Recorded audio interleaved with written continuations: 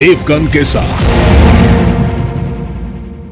नमस्कार व्यूअर्स, आप देख रहे हैं वीकेंड का सबसे भरोसेमंद कार्यक्रम ये देश है हमारा। इस हफ्ते ये देश है हमारा में हम बात करेंगे उत्तर प्रदेश की, और खास तौर पर उत्तर प्रदेश के चुनावों की सुगबुगाहट से पहले जिस तरह से ब्राह्मणों को लुभाने की कोशिश हो रही है।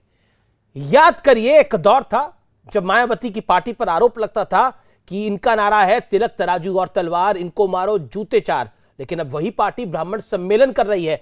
ओवैसी साहब की पार्टी कह रही है कि मुसलमान इस बार मुख्यमंत्री बनेगा उत्तर प्रदेश का। लेकिन क्या वाकई जातियों में उत्तर प्रदेश के चुनाव को बांटा जा रहा है? इसका नुकसान भारतीय जनता पार्टी को होगा। इस हफ्ते ये देश है हमारा में इस पर होगी हमारी सीधी बात, और मेरे साथ कई दिग्गज जुड़ेंगे इस चर्चा में। और आज ये देश है हमारा में इसी पर हम करेंगे बहस।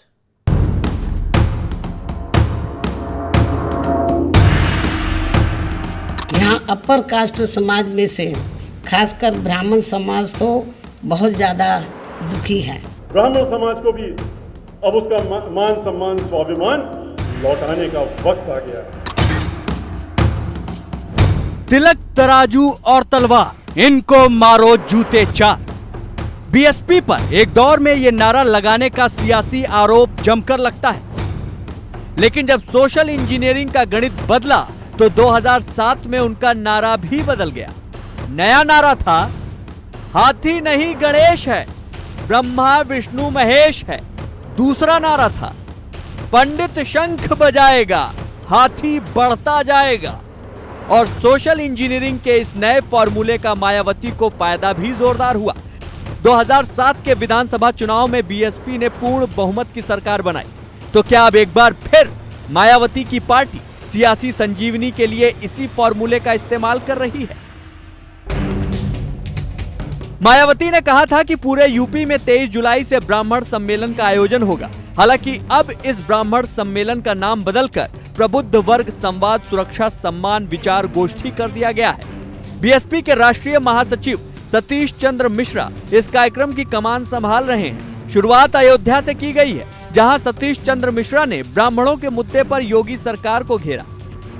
ब्राह्मण समाज के लोगों से हमारा ये आह्वान है कि जिस तरीके से 400 से ज्यादा हत्याएं इस सरकार में हो चुकी हैं, एनकाउंटर हो गए, मार दिए गए लोग, उसका संज्ञान में लेने का काम करिए।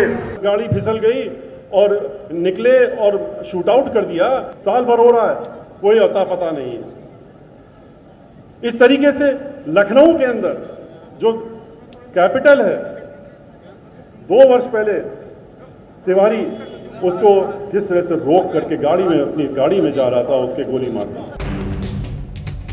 इससे पहले यूपी में एंट्री मारते ही ओवैसी 19% वाला दांव खेल चुके हैं, और अब मायावती की पार्टी 12 से 13% वाले ब्राह्मण समुदाय पर हाथ आजमा रही है। हालांकि यूपी के सीएम योगी आदित्यनाथ कह चुके हैं, बेहतर कानून व्यवस्था और विकास के दम पर बीजेपी फिर से 2017 वाला करिश्मा दोहराने जा रही है। 2022 का चुनाव योगी आदित्यनाथ के लिए कितनी बड़ी, जिसे कहते हैं, परीक्षा होगी? देखिए, 2022 में भारतीय जनता पार्टी उत्तर प्रदेश के अंदर पूर्ण बहुमत की सरकार बनाएगी, 2017 के इतिहास को दोहराएगी।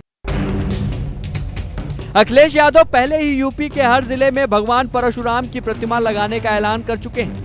उधर यूपी में बड़ा ब्राह्मण चेहरा माने जाने वाले जितेंद्र प्रसाद कांग्रेस छोड़कर बीजेपी का दामन थाम चुके हैं। तो क्या 12% ब्राह्मण वोट के लिए सोशल इंजीनियरिंग की लड़ाई शुरू हो चुकी है?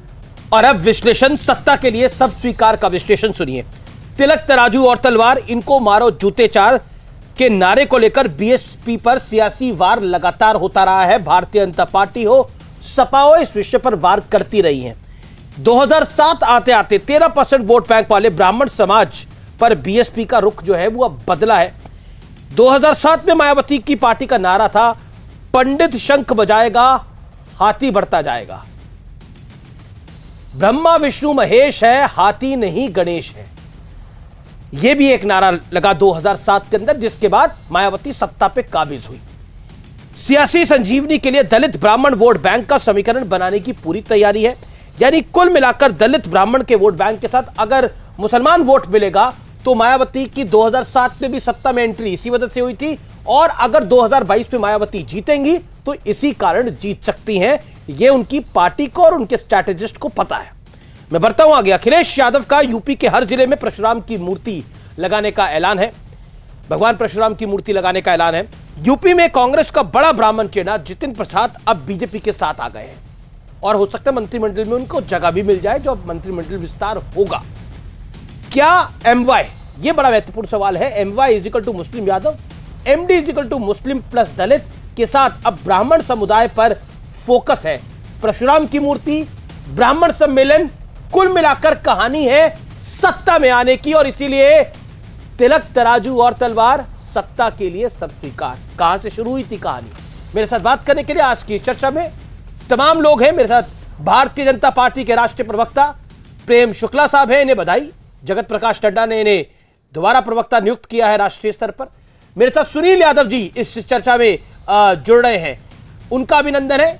समाजवादी पार्टी के नेता हैं, एमएलसी हैं। मेरे साथ सुधीर भदौरिया है, बहुजन समाज पार्टी के वरिष्ठ नेता, आपका स्वागत है सर। मेरे साथ असीम वकार साहब हैं, ओवैसी साहब की पार्टी के उत्तर प्रदेश के चेहरे हैं, आपका भी अभिनंदन है, यानी प्रवक्ता है। आप तमाम लोगों का स्वागत है। और मेरे साथ इस चर्चा में जुड़ेंगे आचार्य प्रमोद कृष्णम भी, जो कि प्रियंका गांधी के एडवाइजर है, कांग्रेस के सीनियर लीडर है। आप तमाम लोगों का स्वागत है। लेकिन आज की चर्चा की शुरुआत प्रेम शुक्ला मैं आपसे करना चाहता हूं। एक तरफ सुनील यादव है, जो मैं दृश्य इस समय अपने वीडियो वॉल पे देख रहा हूं, एक तरफ सुधीर भदौरिया है। दोनों की नजर ब्राह्मण पे फंस गई है या फिर आपको फंसा दिया है? देखिए, भारतीय जनता पार्टी रमेश जी सबका साथ, सबका विकास, सबका विश्वास के सूत्र पर काम करती है। अब सबका विकास में ब्राह्मण भी आ जाएगा, क्षत्रिय भी आएगा, वैश्य भी आएगा, दलित भी आएगा, आदिवासी भी आएगा, महिलाएं भी आएंगी, युवक भी आएंगे, सारे लोगों का विकास होना, अल्पसंख्यक भी आएगा उसमें।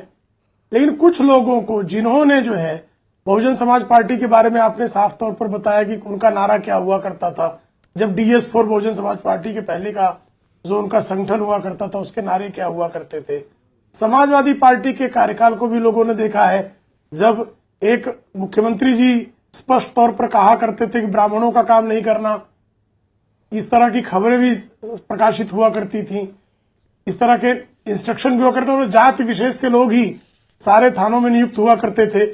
PCS की परीक्षा में एक जाति विशेष के लोग ही उत्तीर्ण हुआ करते थे। राहुल गांधी की जो है नीतियां, हर कोई जानता है कि चुनाव के समय वो जनेऊ कोर्ट के ऊपर उनका आ जाता है। राहुल गांधी जनेऊ ऊपर डाल रहे हैं, विषय वो नहीं है। मैं आपसे सवाल बहुत सीधा पूछ रहा हूं कि सुनील यादव की पार्टी ने और सुधीर भदौरिया की पार्टी ने आपको फंसा दिया है ब्राह्मण वाले फेर में। 30 सेकंड में इसका जवाब दे दीजिए, मेरे सवाल का जवाब तो आ जाए। चर्चा को मैं आगे बढ़ाता हूं। उनका प्रयास हो सकता है जी, उनका प्रयास हो सकता है, लेकिन मैं जो स्वयं ब्राह्मण हूं और मैं ब्राह्मण जाति का जो टेस्ट है वो समझता हूं भली भांति। हम राष्ट्रवाद, विकास, मानवता का विकास, सांस्कृतिक राष्ट्रवाद, इन सारे मुद्दों पर खड़े होते हैं। ब्राह्मण कभी भी जो है जाति की संकीर्णता में नहीं बनता है। और उत्तर प्रदेश की जो जनता है वो जाति की राजनीति को देख चुकी है। 3 दशकों तक जिस तरह से विभाजनकारी जाति राजनीति का शिकार उत्तर प्रदेश हुआ था, उससे 2014 और 2017 में मुक्ति मिली है। अब वह फिर उसी जंजाल में नहीं फंसना चाहेगा। ठीक है, मेरे साथ सुधीर भदौरिया साहब हैं, उनका रुख करता हूं मैं। सुधीर भदौरिया, भारतीय जनता पार्टी कह रही है कि हम इस बारी किसी जाल में फंसने नहीं वाले।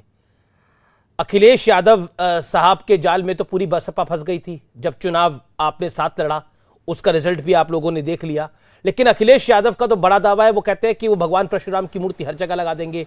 लेकिन आप लोग जो कहते थे तिलक तराजू और तलवार, इनको मारो जूते चार, अब आप कह रहे हैं सत्ता के लिए सब स्वीकार। देखिए, एक चीज समझ लीजिए, इस समय जो चुनाव हो रहा है देश के अंदर, इसकी पृष्ठभूमि भी समझने की जरूरत है और आज की चुनौतियां भी समझने की जरूरत है।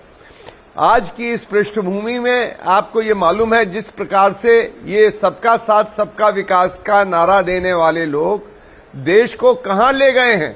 हमारे यहाँ जो इन्होंने 2-2 करोड़ रोजगार हर साल देने का वादा किया था, 10 करोड़ नौजवान बेरोजगार आज उत्तर प्रदेश और देश की सड़कों में भटक रहे हैं।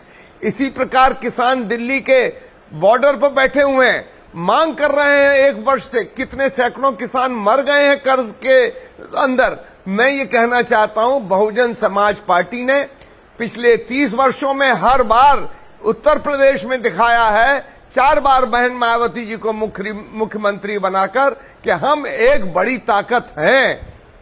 जहां तक आपका ये प्रश्न है, सब कुछ स्वीकार तो उसका भी सुन लीजिए। जी सर। जब बीजेपी को जरूरत मिलती है, देखिए 1 सेकंड के लिए बस, मैं 5 सेकंड में खत्म करूंगा। 15 सेकंड ले लीजिए। बहुजन समाज पार्टी पर तो आपने उंगली उठाई, पर मैं ये पूछना चाहता हूं, जब भारतीय जनता पार्टी को जरूरत पड़ती है तो महबूबा मुफ्ती के साथ मिलकर भी सरकार बना लेती हैं। जब कांग्रेस को जरूरत पड़ती है तो वो केरल में मुस्लिम लीग के साथ भी और अन्य लोगों को भी आपने देखा है किस प्रकार से कल्याण सिंह जी को किस किस तरह के रंग की टोपी पहनाई गई है, मालाएं पहनाई गई हैं, साक्षी महाराज को राज्यसभा भेजा गया। ये हम पर लागू नहीं है, सब पर लागू है। ये नहीं बिल्कुल सब पर लागू है, लेकिन आपका तो नारा था तिलक तराजू और तलवार, समाज को इनको मारो जूते 4, वहां से आप इस पर आ गए। अब 30 सेकंड में इसका जवाब में सपा और कांग्रेस नहीं, हम लोगों ने कहा इस देश में कुछ लोग ऐसी ताकतें रही हैं जो सामंतवादी ताकतें हैं। उन लोगों ने इस प्रकार के जुल्म और अन्याय किए हैं। और जहां तक कानून व्यवस्था है, आपने देखा नहीं हाथरस में क्या हुआ? नहीं, सतीश चंद्र मिश्रा तो कह रहे थे दलितों का उत्पीड़न हुआ। सतीश चंद्र मिश्रा तो जो एनकाउंटर हुआ, जिस विकास दुबे ने 8-8 पुलिस वालों को मौत के घाट उतार दिया, शहीद कर दिया, उसके बचाव में कह रहे थे गाड़ी पलट जाती है। 1 साल हो गया, अभी तक कुछ नहीं हुआ। क्या वो चाहते हैं कि विकास दुबे जैसे शातिर अपराधी का एनकाउंटर नहीं होना चाहिए था? क्या वो चाहते हैं मुख्तार अंसारी पे कार्रवाई नहीं होनी चाहिए? देखिए, जवाब दीजिए ना इस बात का। इस पे ब्राह्मण कार्ड क्या है? अपराधियों पर कार्रवाई की बात नहीं करते हैं हम। उनके परिवार में उनकी पत्नी पर भी कार्रवाई होगी, वो भी जेल उन्होंने में तो विकास दुबे का नाम लिया। और पत्रकार जैसे ब्रजेश मिश्रा लोगों को, पत्रकार जैसे ब्रजेश मिश्रा जैसे मुझे लगता नहीं वो विषय है किया जाएगा। जी, मैं आचार्य प्रमोद कृष्ण, मैं देखिए, मुझे लगता है कि अब किसी पत्रकार का आप यहां पर नाम लेंगे वो तरीका ठीक नहीं है। आप अपनी बात को रखिए, अपनी पार्टी की बात को रखिए, वो महत्वपूर्ण है। मैं रुक करता हूं आचार्य प्रमोद कृष्ण का। आचार्य प्रमोद कृष्ण, हाल तो आपका भी देखा है, आप भी मुस्लिम लीग के साथ चले जाते हैं, आप भी शिवसेना में महाराष्ट्र के साथ चले जाते हैं, आप भी बंगाल में फुरफुरा शरीफ के साथ चले जाते हैं, अजमल के साथ चले जाते हैं असम के अंदर।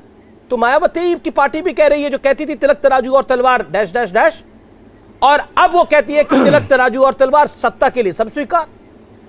करिए मुकाबला।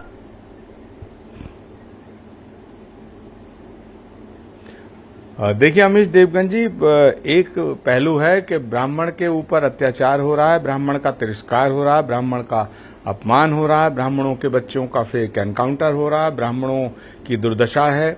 और दुर्भाग्य की बात यह है कि उत्तर प्रदेश के अंदर जो 4.5 साल से योगी जी की सरकार है, उनकी इस राज्य में, उनके साम्राज्य में प्रेम शुक्ला जी बैठे हैं। इनका भी हृदय जरूर द्रवित होगा इस बात को लेकर कि कई सौ ब्राह्मणों की हत्याएं पिछले 4 सालों में हुई हैं। और यहां तक कि या इस देश के अंदर अफजल गुरु का भी जुडिशल रिमांड हुआ और याकूब मेनन को भी न्यायिक प्रक्रिया से गुजरते हुए उसको सजा हुई, लेकिन ब्राह्मणों के बच्चों को उठाया गया और फेक एनकाउंटर कर दिया गया, उनको न्यायिक प्रक्रिया से गुजरने का मौका भी नहीं दिया गया। खुशी दुबे जो 3 दिन की ब्याहता थी, उसको उसके हस्बैंड का एनकाउंटर हुआ। माना जा सकता है कि वो अपराधी हो सकता है, मैं अपराधियों के पक्ष में बात नहीं कर रहा हूं, लेकिन खुशी दुबे का क्या अपराध था ये भी जग जाहिर है कि उसका कोई अपराध नहीं था। वो तो जब ब्याह के आई तो उसने अपने ससुराल के चौखट दरवाजे नहीं देखे थे, तो बीजेपी उड़ा ले गई। और वो कहते हैं कि अगर ब्राह्मणों का कोई कल्याण कर सकता तो बीजेपी कर सकती है। नहीं, सवाल ब्राह्मणों का कोई चेहरा तो उत्तर प्रदेश के, आपका चेहरा तो उत्तर प्रदेश में नसीमुद्दीन सिद्दीकी है, अजय कुमार लल्लू हैं। अमीश जी, मैं अपनी बात को पूरा कर लूं, मैं तो बड़ा आपका आभारी रहूंगा कि ब्राह्मण शास्त्रों में कहा गया है ब्रह्म जानाति सा ब्राह्मणा, जिसे ब्रह्म का बोध हो गया वह ब्राह्मण है।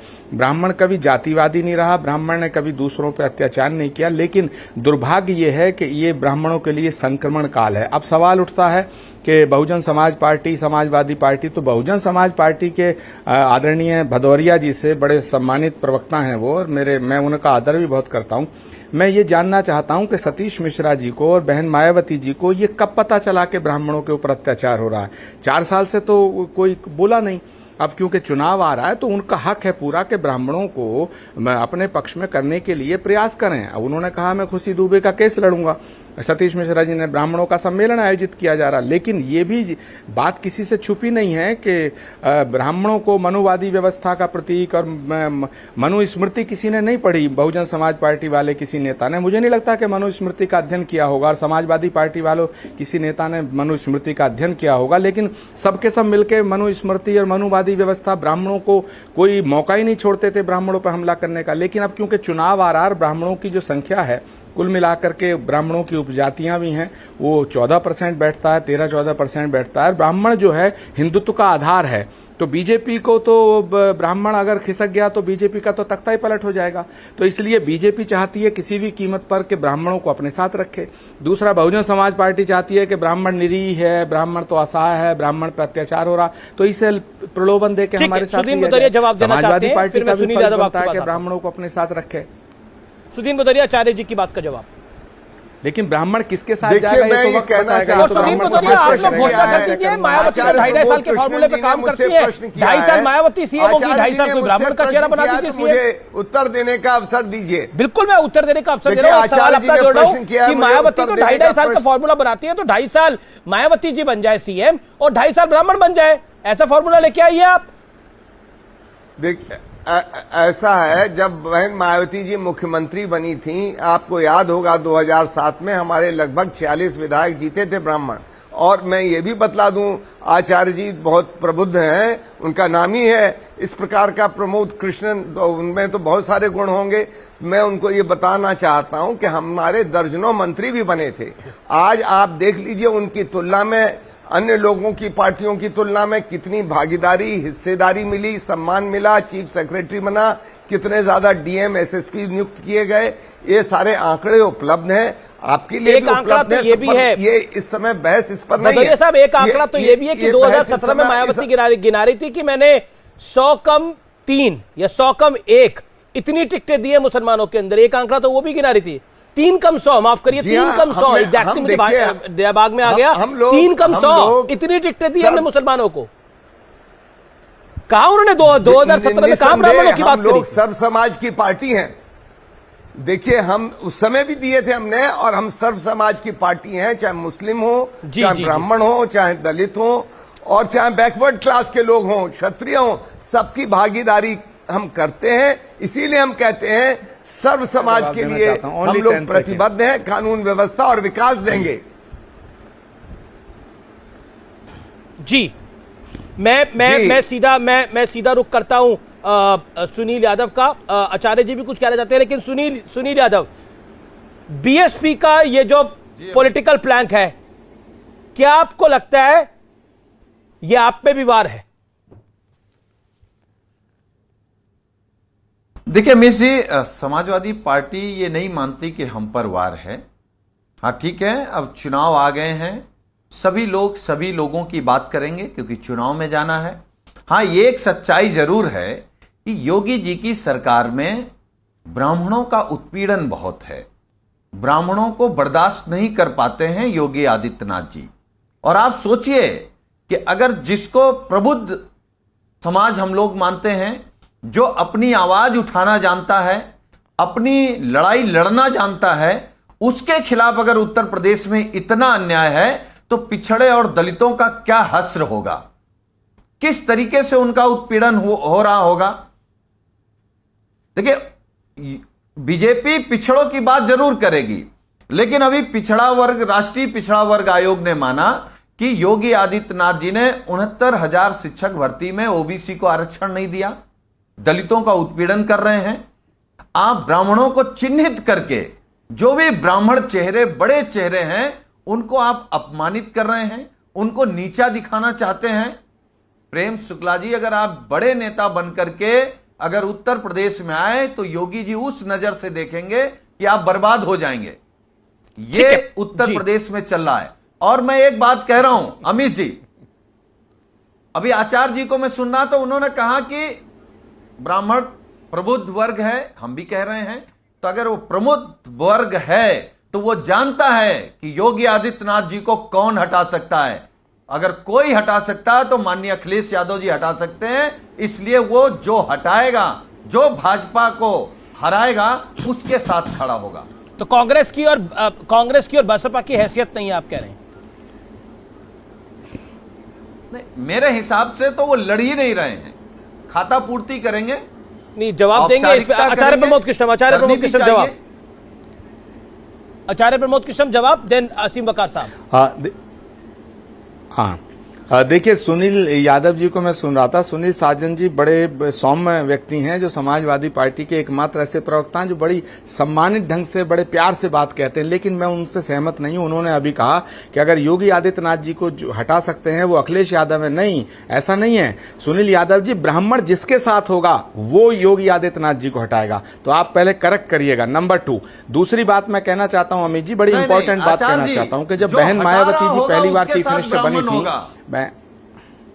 और हमारे साथ अच्छा, है, हम तो कह रहे हैं, हम तो मेरी बात को पूरा होने समाज की बात कर रहे हैं। और मुसलमान किसके साथ होगा जिसकी 19% की लड़ाई है?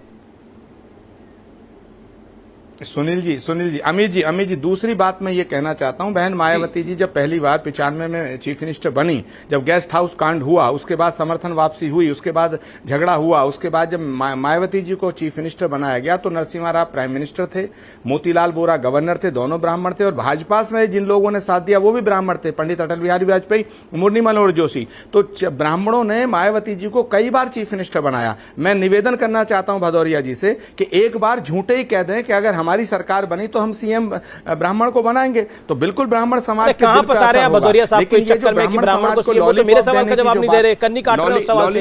ओके, सुधीर भदौरिया दे रहे हैं, इससे ब्राह्मण प्रसन्न नहीं होगा। ओके, सुधीर भदौरिया जवाब देना। नसीम वकार जी से मैं निवेदन करूंगा, एक बार कह दें। देखिए ऐसा है कि चुनाव इस समय हो रहा है, भारतीय जनता पार्टी की सरकार के जो कुकर्म हुए हैं, जिस प्रकार से प्रताड़ना हुई है, उसके खिलाफ चुनाव हो रहा है। ब्राह्मण समाज जैसा सभी लोग कह रहे हैं ये कि बात प्रबुद्ध ठीक वर्ग है, ब्राह्मणों का हमारा ये मानना है कि हमारी पार्टी के अंदर, सहमत हूं आपसे। मैं अपनी बात खत्म कर लूं, आप भी बोलिएगा। मैं ये कह रहा हूं कि हमारी पार्टी के वरिष्ठ जी, मैं ये कह रहा हूं, आपके सम्मुख भी रख रहा हूं और आपके माध्यम से आपके पार्टी कार्यकर्ताओं से और देश के तमाम लोगों से जो इस टीवी चैनल में बैठे हुए हैं, पंडित सतीश चंद्र मिश्र जी हमारे पार्टी के सबसे सम्मानित राष्ट्रीय महासचिव हैं। हम ये भी कह रहे हैं कि हमारी पार्टी इस बार जीत कर आएगी। आप देखिएगा, सबसे ज्यादा सम्मान मिलेगा प्रबुद्ध वर्ग के लोगों को, और नौकरशाही हो या नौकरशाही के अलावा चाहे शिक्षा हो, स्वास्थ्य हो, तमाम जो संस्थाएं हैं वहां पर प्रबुद्ध वर्ग के लोग अधिकांश संख्या में आपको दिखाई देंगे। लेकिन अब सतीश मिश्रा पंडित जी हो गए, दूसरी तरफ ओवैसी की एंट्री ओवैसी साहब की एंट्री इसलिए खल रही है कि वो आपका जो वोट बैंक है उसमें सेंधमारी कर लेंगे। असीम वकार, यहां तो सतीश मिश्रा पंडित जी हो गए हैं और मायावती कह रही हैं, बीएसपी कह रही है पंडित जी प्रणाम, लेकिन दलित मुसलमान के साथ ब्राह्मण भी चाहिए सरकार में आना है, तो आपको भी चाहिए?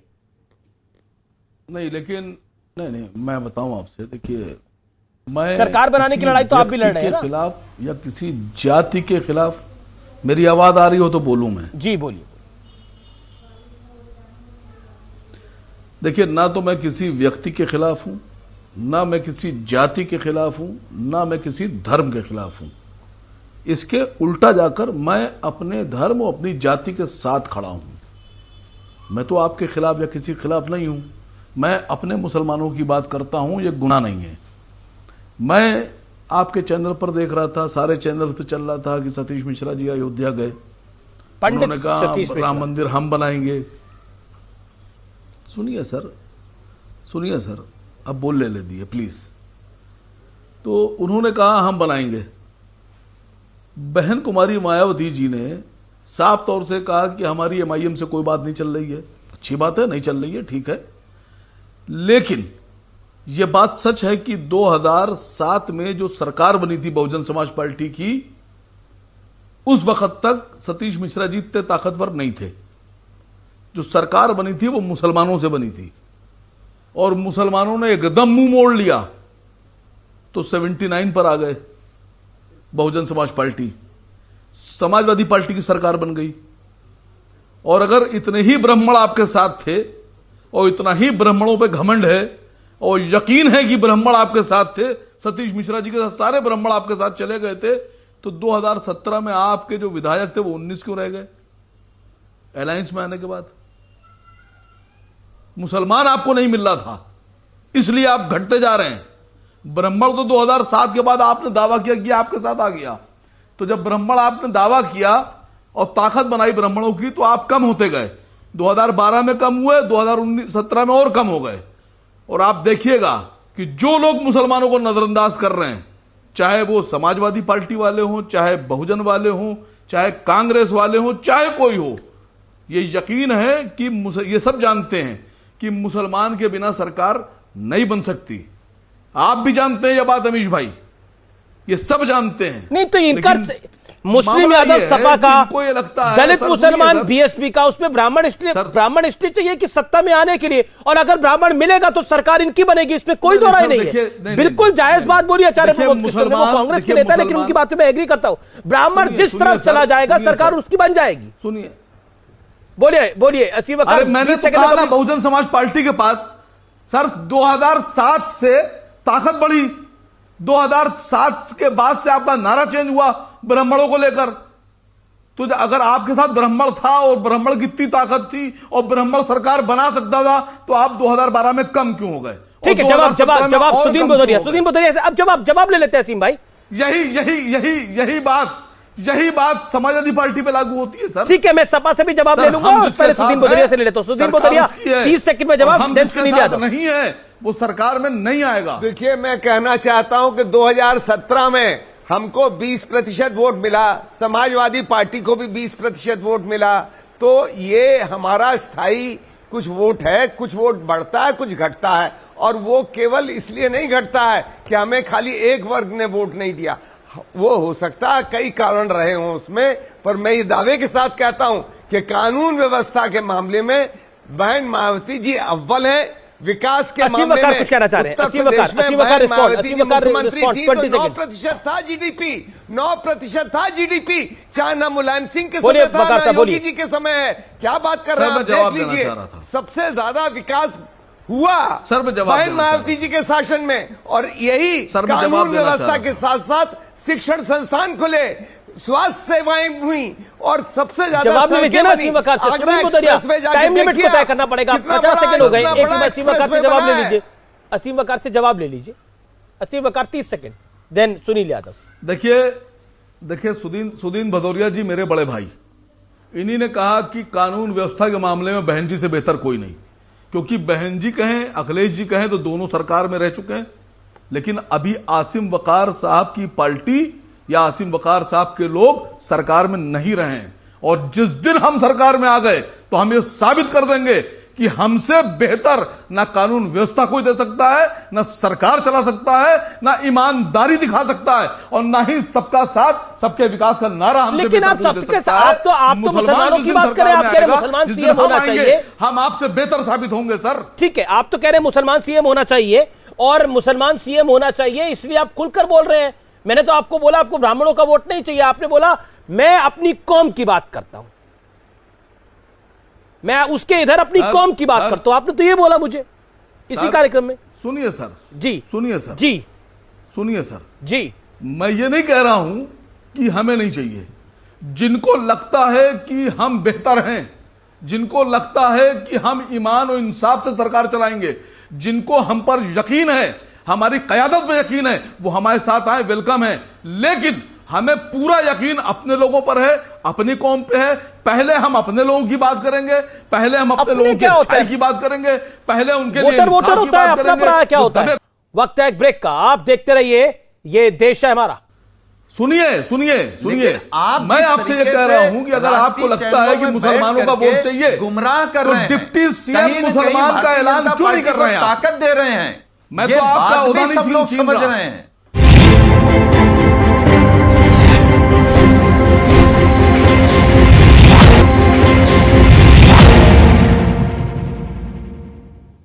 Welcome back. आप देख रहे हैं वीकेंड का सबसे भरोसेमंद कार्यक्रम ये देश है हमारा। सुनील यादव, आपको आईना दिखा दिया ओवैसी साहब की पार्टी ने। अभी ब्राह्मण गा रहे हैं, चुनाव में आपको मुस्लिम यादव चाहिए। देखिए अमीश भाई, मैं असीम वकार साहब को भी सुना है। असीम वकार साहब अपना पराया, अरे क्या अपना पराया? वकार साहब, आप ओवैसी साहब की पार्टी के प्रवक्ता हैं, नेता हैं, तो आपको वो बात कहनी ही कहनी है। लेकिन मैं अमीश जी के कार्यक्रम में कह सकता हूं कि आपके घर का, परिवार का, नात रिश्तेदार का वोट समाजवादी पार्टी को जाता और फिर जाएगा और मिलेगा, क्योंकि हम जानते हैं कि अगर अन्याय होगा तो समाजवादी पार्टी खड़ी होती है। वो पिछड़े के खिलाफ अन्याय हो तो, दलित के खिलाफ हो तो, मुसलमान के खिलाफ हो तो, बड़ी जातियों के खिलाफ हो तो, हम अन्याय के खिलाफ लड़ते हैं, जाति देख करके नहीं लड़ते। नहीं, हम सुन लेंगे आपकी, हमारी सुन लीजिए सुनील भाई। हम जाति देख करके, धर्म देख करके नहीं लड़ते। और माननीय अखिलेश यादव जी ने अगर एक्सप्रेसवे बनाया तो जाति धर्म देख के नहीं बनाया। ठीक है सुनील, जवाब असीम वकार का जवाब। धर्म देखकर नहीं बांटे हैं। असीम वकार 30 सेकंड का जवाब। विश्वविद्यालय बनाए हैं, मेडिकल कॉलेज बनाए हैं, तो जाति धर्म देख करके नहीं बनाए हैं। जिसको जरूरत है उसको दिया है। जिसके खिलाफ अन्याय होगा उसके अन्याय के खिलाफ समाजवादी पार्टी लड़ेगी।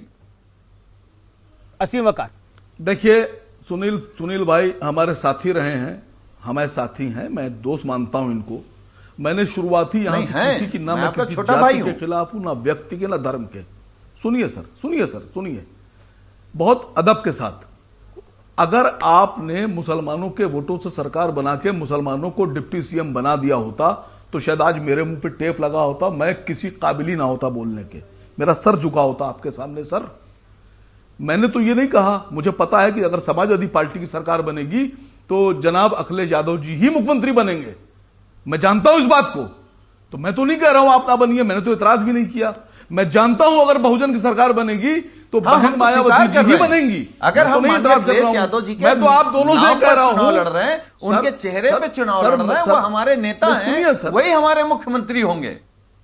सुनिए सर, सुनिए, मैं आपसे ये कह रहा हूं कि अगर आपको लगता है कि मुसलमानों का वोट चाहिए, गुमराह कर रहे हैं, डिप्टी सीएम मुसलमान का ऐलान क्यों नहीं कर रहे हैं? ताकत दे रहे हैं। मैं तो आपका ओहदा नहीं समझ रहे हैं।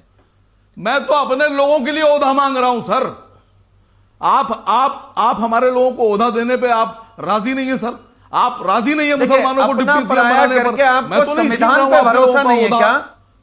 आप वही बात कर रहे हैं जो भारतीय जनता पार्टी बात करती है। भरोसा है तो आप में भारतीय जनता पार्टी में संविधान पे भरोसा रह गया? क्या आपको? अरे वो हिंदू की बात करके उनको परेशान कर रहे हैं, आप मुसलमान की बात करके उनको परेशान कर रहे हैं। नहीं, आप उनकी तरक्की चाहते हैं कि नहीं चाहते? नहीं, तो ये बताइए क्या मुसलमान को रोजगार मिले?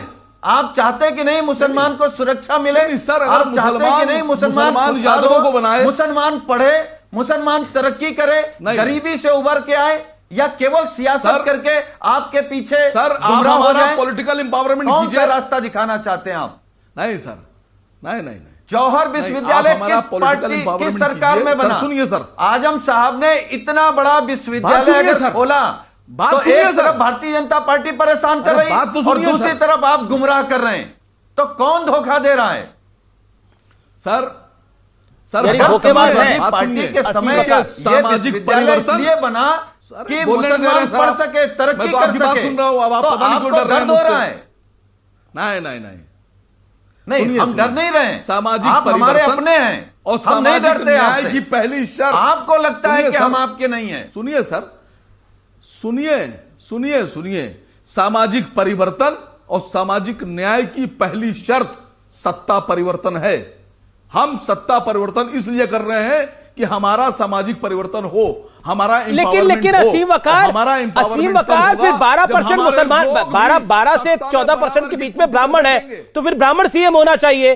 ठाकुर बोलेंगे हमारा सीएम होना चाहिए। जो बनिए हैं वो बोलेंगे हमारा सीएम होना चाहिए, क्या करेंगे आप?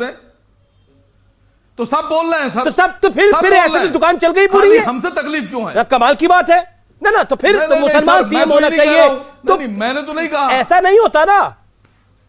ओके सर, अगर हम जीत के आते हैं, अगर हम जीतेंगे और हमारे हाथ में सत्ता की चाबी होगी, तो मुख्यमंत्री मुसलमान ही बनेगा सर, हम नहीं बनाएंगे। प्रेम शुक्ला ब्राह्मण की पैरोकारी हो रही है, लेकिन दलित मुसलमान भी चाहिए, मुस्लिम यादव भी चाहिए, यानी कुल मिलाकर ये डायरेक्ट अटैक आप पे है।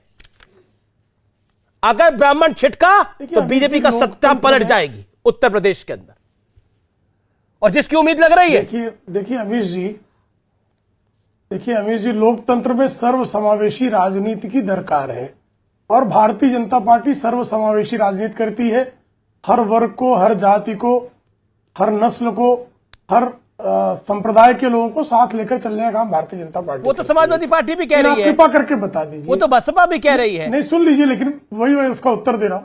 नहीं, उसका उत्तर दे रहा हूं, जरा सुन लीजिए गौर से। आप कल्पना कर सकते हैं कि बहुजन समाज पार्टी में कोई ब्राह्मण मुख्यमंत्री बन सकता है क्या? समाजवादी पार्टी का कोई मुख्यमंत्री ब्राह्मण हो सकता है क्या? कांग्रेस जो है उसका राष्ट्रीय अध्यक्ष कोई ब्राह्मण हो सकता है क्या? ये संयोग से ही है और योग्यता के आधार पर। अरे ब्राह्मण है राष्ट्रीय अध्यक्ष कांग्रेस का, राष्ट्रीय अध्यक्ष ब्राह्मण है, कांग्रेस का राष्ट्रीय अध्यक्ष ब्राह्मण है। आपने रणदीप सुरजेवाला का बयान नहीं सुना? ब्राह्मण है राहुल जी, बर्बाद कर देना चाहते हैं आप, श्रीमती, आप उनका आरक्षण छीन लेना चाहते हैं आप। क्या मनसा क्या है? कृपा करके मुझे बताइए, क्या चाहते हैं आप? सुनील यादव काफी देर बाद बोल रहे हैं, उनको allow him to make his point. शांति से सुन ले। कृपा करके आप किसको कह रहे हैं? कांग्रेस की अंतरिम अध्यक्षा श्रीमती सोनिया गांधी है, जिनके प्रमोद कृष्णन जी बताएंगे, उनके घर के पीछे चैपल है और ईसाई है, वो ईसाई धर्म को स्वीकारती हैं। तो ईसाइयों में कब से ब्राह्मण ठाकुर क्षत्रिय, ब्राह्मण ठाकुर वैश्य होने लगे भाई साहब? ईसाइयों में तो कोई इस तरह की जातियां नहीं है। ईसाइयों में प्रोटेस्टेंट, कैथोलिक, सीरियन, इस तरह के जो है बहुत सारे उनमें संप्रदाय हैं, लेकिन ईसाइयों में ब्राह्मण, ठाकुर, वैश्य ये वर्गीकरण होने लगा। ये तो मेरी नहीं जानकारी है। ये तो कमाल की बात है। वो सोनिया गांधी है, रणदीप सुरजेवाला कह चुके हैं, राहुल गांधी जनेऊधारी ब्राह्मण है। जाति नाम की संस्था में उसका सामाजिक महत्व मानती है, लेकिन उसके राजनीति में किसी की जाति देखकर किसी को पद नहीं दिया जाता है।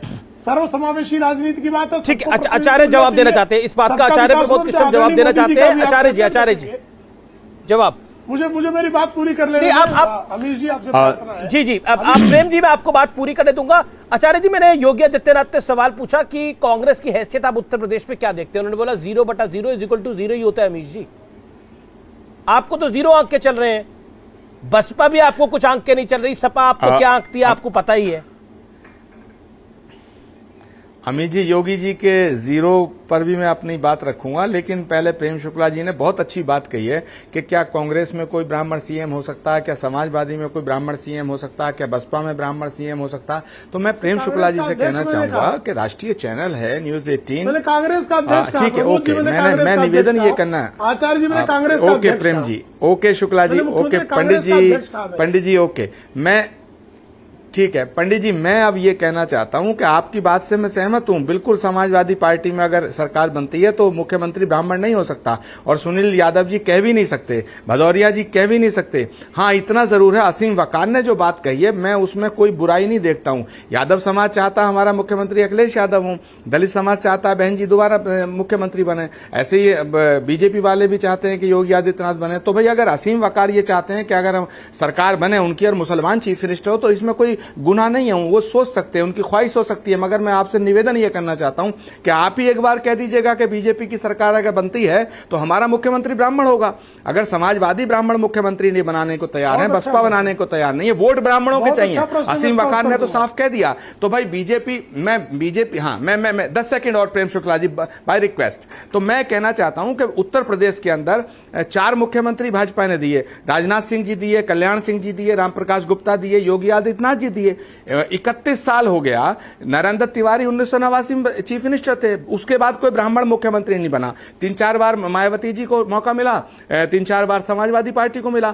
तो मेरा कहने का मतलब अमित जी ये है कि ब्राह्मण को राज्यसभा, लोकसभा, ये लॉलीपॉप और ये रेवड़ी से अब ब्राह्मण वोट नहीं देगा। जो पार्टी ब्राह्मण को मुख्यमंत्री बनाने की बात करेगी, ब्राह्मण अपने अस्तित्व की, अस्मिता की, सम्मान की लड़ाई और सत्ता की भागीदारी की लड़ाई लड़ रहा है, तो जो ब्राह्मण को मुख्यमंत्री बनाने की बात पार्टी करेगी, जो पार्टी करेगी, ब्राह्मण उसका समर्थन करेगा। पहली बात तो मेरी ये है।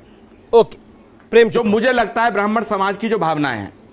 देखिए, अब मैं एक छोटा सा निवेदन के साथ, आदरणीय आचार्य प्रमोद कृष्णन जी, आपने कहा जाति और जाति का मुख्यमंत्री, तो योगी आदित्यनाथ जी जाति नहीं, किसी जाति के नहीं है। योगी आदित्यनाथ जी गोरक्ष पीठाधीश्वर हैं और संतों की कोई जात नहीं होती। आचार्य प्रमोद कृष्णन जो है, इनकी कोई जात नहीं। जैसे आप कल की पीठाधीश्वर हो गए तो सारी जातियां आप में समाहित हो गई, आपकी जाति अपनी जाति विसर्जित हो गई, सारी जातियां आप में समाहित हो गई। आचार्य प्रमोद कृष्णन स्वयं को जो है ब्राह्मण या त्यागी नहीं कहेंगे। आचार्य प्रमोद प्रेम शुक्ला जी, आप बहुत चतुराई से बात को घुमा रहे हैं। प्रेम शुक्ला जी, आप बड़ी चतुराई से खेल रहे हैं। जो है ब्राह्मण जो है, अगर बस मुझे थोड़ा सा समय दे दीजिए आचार्य जी। देखिए, ब्राह्मण जो है वो संतों को हमेशा पूजता है। ब्राह्मण जो है, जो भी संत है, वो चूंकि जाति विसर्जित कर चुके होते हैं, तो सारा ब्राह्मण समाज जो है वो संतों की पूजा करता है। तो हम तो जो ब्राह्मण जिसको पूजता है, जिस गोरक्ष पीठ में विश्वास रखता है, आस्था रखता है, और सारी जातियां जिसमें आस्था रखती हैं, ऐसे सर्व जातियों का प्रतिनिधित्व करने वाले योगी जी जो है, उनको हमने मुख्यमंत्री बनाया है। आपकी पार्टी कांग्रेस आचार्य प्रमोद कृष्णन योगी आदित्यनाथ को योगी आदित्यनाथ नहीं कहती, अजय बिष्ट कहती है। क्या आपको लगता है कि इससे बड़े सारे ब्राह्मण खुश हो जाएंगे, इससे आपसे पिछड़ा समाज खुश हो जाएगा, किसी योगी को अगर उसके नाम से बुलाया जाएगा तो? देखिए अमीश देवगन जी, अगर कोई इस तरह की बात करता है तो मुझे नहीं लगता कि मैं व्यक्तिगत रूप से इस बात से सहमत हूं। नहीं, ऐसा नहीं। मैं खुद कह रहा हूं योगी आदित्यनाथ जी, मैंने कहा अजय सिंह बिष्ट जी का नाम लिया। मैंने वो सन्यास से पूर्व के जो नाम होते हैं, सनातन धर्म की, हमारे संतों की परंपरा है। अब मेरा नाम आचार्य कल की पीठाधीश्वर होने से पहले जो था, तो उस नाम से कोई लेना चाहे ले सकता है, कोई गुनाह नहीं है। लेकिन हमारी जो परंपरा है वो यही है कि जब नाम परिवर्तित होता है, वेश परिवर्तित होता है, तमाम मार्ग परिवर्तित होता है, जीवन रूपांतरित हो जाता है, तो एक साधु की कोई जात नहीं होती। बिल्कुल प्रेम शुक्ला जी की बात से भी मैं सहमत हूं और अमीश जी आपकी बात से सहमत हूं। लेकिन मैं प्रेम शुक्ला जी से यह कहना चाहता हूं कि साधु की कोई जात नहीं होती। लेकिन जो उत्तर प्रदेश में 4.5 साल का जो समय बीता है, उसमें ब्राह्मणों के ऊपर जो उत्पीड़न और अत्याचार हुआ, तो उस पर प्रेम शुक्ला जी उस पर क्या कहेंगे? क्या प्रभात मिश्रा जो 12वीं का इम्तिहान दिया, उसको एनकाउंटर में मारा गया और कह दिया गया ये पिस्टल छील के भाग रहा था। खुशी दुबे पे आप एक शब्द नहीं बोलते प्रेम शुक्ला जी। एक ब्राह्मण कन्या है और नाबालिग कन्या, उसका विवाह हुआ, उसके पति का एनकाउंटर 3 दिन में हो गया, उस पर गैंगस्टर लगा देना, उस पे जो बड़े बड़े अपराधियों पे धारा लगती है, उसकी जमानत नहीं हो पा रही है। तो अपराधियों में अगर हम धर्म, अपराधियों में अगर हम जाति देखने लगेंगे तो फिर क्या बचेगा? ओवैसी साहब कहते हैं कि मुसलमानों को टारगेट किया जा रहा है, आप कह रहे हैं कि ब्राह्मणों को टारगेट किया जा रहा है, अपराध को टारगेट किया जा रहा है। कौन से मुख्तार अंसारी मुसलमान अपने धर्म से होगा, लेकिन इस समय उसको अगर वो जेल में है तो अपने कृत्यों की वजह से जेल में। आपराधिक इतिहास नहीं था। नहीं, मैं अपराधियों के पक्ष में नहीं हूं। लेकिन खुशी दुबे ने कौन सा अपराध किया था जो 1 साल से जेल में सड़ रही है? प्रभात मिश्रा ने कौन सा अपराध किया था? वो तो 17 साल का बच्चा करेंगे ना। ओके, मैं सुनील यादव का भी मुझे रिएक्शन लेना है। ओके, एक सेकेंड, आप बोल लीजिएगा आगे। प्रेम शुक्ला, सुनील यादव, योगी आदित्यनाथ क्योंकि एक संत है, एक पीठाधीश्वर है, तो उनमें तो सब जातियां समाहित हो जाती हैं, इसलिए उनका रक्षा कवच बहुत बड़ा है। क्या आपको लगता है वही आप लोगों के आड़े आएगा? कितना ब्राह्मण, कितना ठाकुर, कितना मुसलमान, कितना यादव, कितना शोर बचा लीजिए आप। देखिए अमीश जी, मुझे लगता है कि पूरे देश को मालूम है, यही माननीय योगी आदित्यनाथ जी ने पिछड़े और दलितों के गठबंधन को सांप और छछूदर कहा था। तो क्या कोई संत, देखिए, क्या कोई असली संत किसी भी वर्ग को सांप और छछूदर कह सकता है? और अगर योगी जी ने कहा है, तो फिर आप तय कर लीजिए अपनी डिबेट में। आचार्य जी बैठे हैं, प्रेम शुक्ला जी बैठे हैं, क्या कोई संत की भाषा यह हो सकती है? क्या कोई संत एनआई के पत्रकारों को जो भाषा का इस्तेमाल योगी जी ने किया था वो संत की भाषा है? क्या ठोक दो ये संत की भाषा हो सकती है? दूसरे धर्मों को लेकर के जो योगी जी बयान देते हैं वो संत की भाषा हो सकती है? अगर हो सकती है तो फिर ऐसे संत भाई ठीक है। मुबारक ओके, प्रेम सबको। शुक्ला जवाब। पहले तो इनको योगी जी के संत होने पर ही तो- शक है। नहीं, देखिए एक तो गोरक्षपीठाधीश्वर संत हैं कि नहीं, यह निर्णय जो है सुनील यादव जी नहीं ले सकते हैं। उसके लिए जो हमारे पास संत समाज है, और जब किसी मैं का केवल ये जो कह है सकता हूं कि किसी पीठ पर असली संत का संत अभिषेक इस होता तरीके है की तो संत भाषा समाज वो का निर्णय लेता इस्तेमाल है। नहीं कर वो सकता। मुलायम सिंह यादव जो जी या हमको अखिलेश संतों के यादव बारे जी में बताया या सुनील गया, यादव जी ये या निर्णय जो नहीं हम ले सकते। संतों के बारे में दूसरा, जानते कृपा हैं। करके सुन लें, कृपा करके सुन लें। देखिए संत तो ऐसे होते हैं हम सुन कि रहे हैं, भृगुमुनि पूरा ने देश विष्णु सुन जी को रहा है। लात मारी थी तो क्या वो संत नहीं रह गए? दुर्वासा जी जो है शाप देते थे तो क्या उनके ऋषित्व में, उनके मुनित्व में किसी प्रकार की कमी आ गई? तो कृपा करके ऋषियों मुनियों संतों की परंपरा सुन ले। और दूसरा, आदरणीय योगी आदित्यनाथ जी ने किसी की जाति के खिलाफ, किसी के गोत्र के खिलाफ, किसी के नस्ल के खिलाफ किसी प्रकार का कोई बयान नहीं दिया है। हाँ, निश्चित तौर पर स्पष्ट वक्ता है वो। अगर कोई सांप्रदायिक कृत्य करेगा तो उसकी सांप्रदायिकता के विरुद्ध, विकृत सांप्रदायिकता के विरुद्ध उनको बोल शंखनाद करने का उनका पूरा अधिकार है। अच्छा, उनको अधिकार है पिछड़ों का आरक्षण छीनने का? है अधिकार उनको? पिछड़ों का उनको आरक्षण अधिकार छीनने है तो देखिए, दलितों का आपको पता उत्पीड़न ही करने है का? कि गोरक्षपीठाधीश्वर जो है क्या वो सबसे बात अधिक कर रहे हैं? उनके- थोड़ी उनके प्रति तैयारी के आस्था साथ रखने आया वाली करिए। समाज- फिलहाल ये देश है हमारा में इतना ही, लेकिन लाख टके की बात यह है कि वोट बैंक की राजनीति इस देश में अरसे से चलती आई है, लेकिन खुल्लम खुल्ला खेल गत वर्षों से खेला जा रहा है। लेकिन जनता जनार्दन यानी आप बेहद समझदार हैं। आप निर्णय बड़ी समझदारी से लेते हैं, अपना वोट व्यर्थ नहीं जाने देते। नमस्कार, शुभ रात्रि, जय हिंद।